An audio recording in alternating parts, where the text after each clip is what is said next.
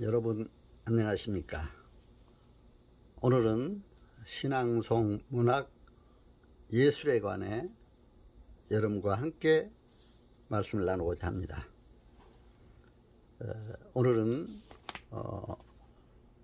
교수님들 또 신앙송에 전문하는 신앙송 작가들 의견도 제가 많이 종합적으로 이제 참조하고 제 나름대로 그동안 시문단에 등단한 이후에 자작신앙송도 많이 했고 또 이제 훌륭한 시인님들의 시도 낭송하면서 경험했던 걸 여러분과 함께 오늘 말씀을 나누고자 합니다.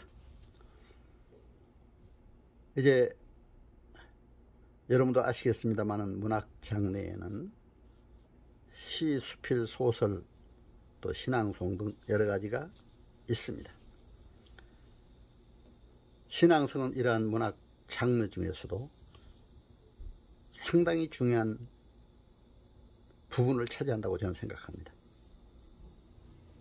시 저자는 작사자라고 한다면 신앙송가는 작곡자라고도 할 수가 있죠.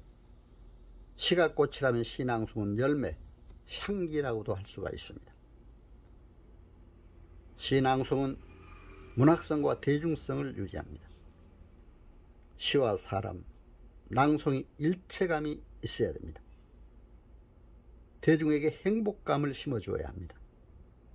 나와 너, 우리 모두 힐링이 되는 시를 낭송해야 합니다.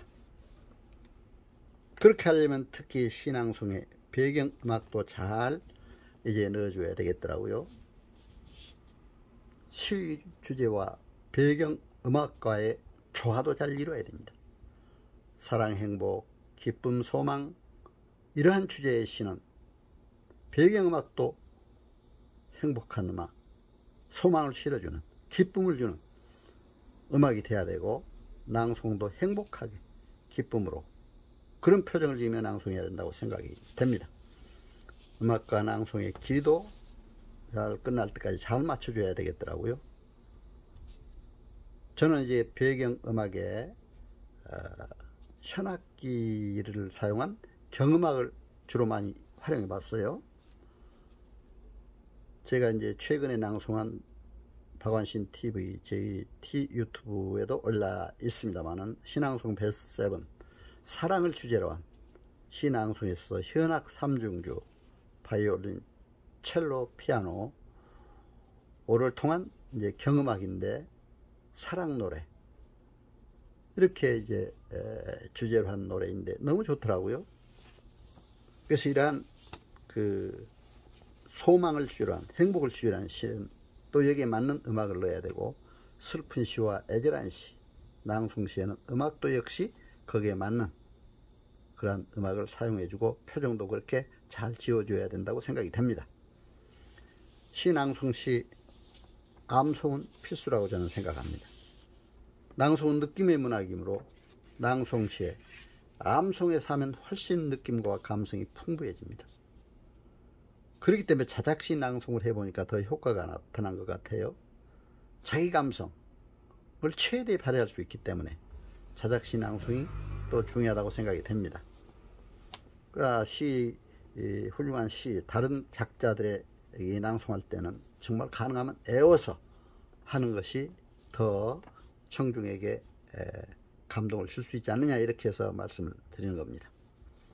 낭송자의 자세는 단정한 의상 차림이 아주 좋더라고요. 또 온유한 표정이라든가 겸손한 언어 사용, 그렇게 저는 처음에 시작할 때도 끝날 때 머릿속에서 인사하는 모습들 이런 것도 잘 지켜야 된다고 생각이 됩니다. 이제 음악가들 노래할 때 보면은 처음에 나와서 정말 겸손히 인사하고 끝날 때도 겸손히 인사하는 그런 모습, 우리 신앙송가님들도 물론 그렇게 하고 계십니다만 그러나 그런 예의 범죄를 잘 지키는 것이 중요하다고 생각이 됩니다. 의상, 표정 또 거기에 맞게 신앙송에 맞게 잘 입어야 된다고 생각이 됩니다. 물론 너무 찬란하고 화려한 꼭 그런 의상이 아니더라도 참 누가 보더라도 거부감 없는 그런 의상을 잘 입고 낭송을 해야 된다고 생각이 됩니다.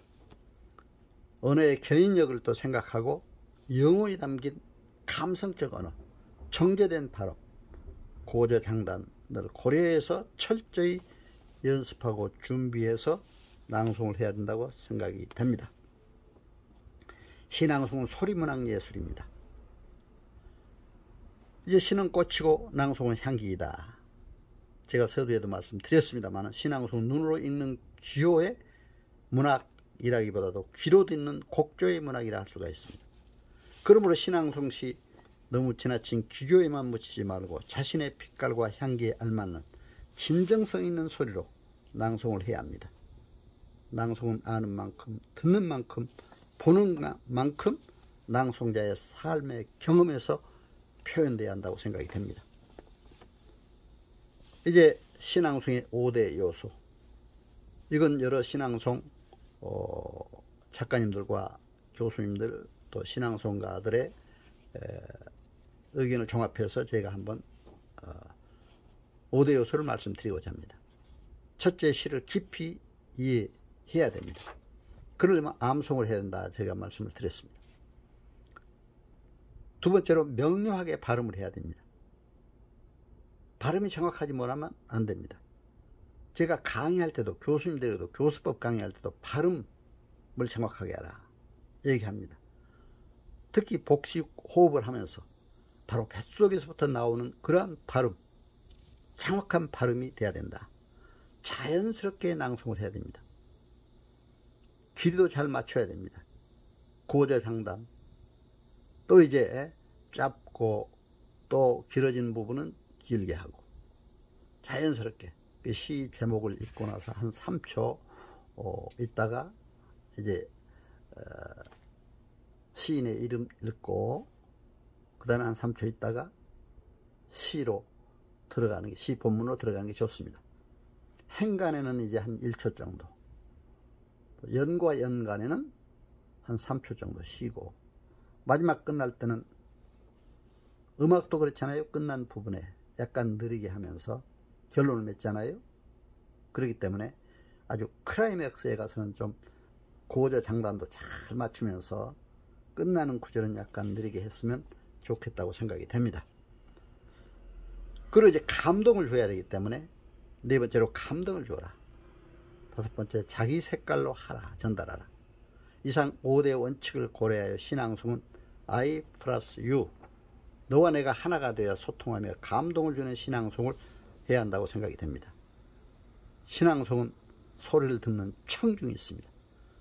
소통은 청각, 시각, 촉각, 미각, 후각 등 오감의 전율이 있어야 됩니다. 그래서 듣는 사람에게 감동을 줄 때 진정한 소통의 결과물로 작용할 수가 있습니다. 이제 결론적으로 오늘 시낭송 문학예술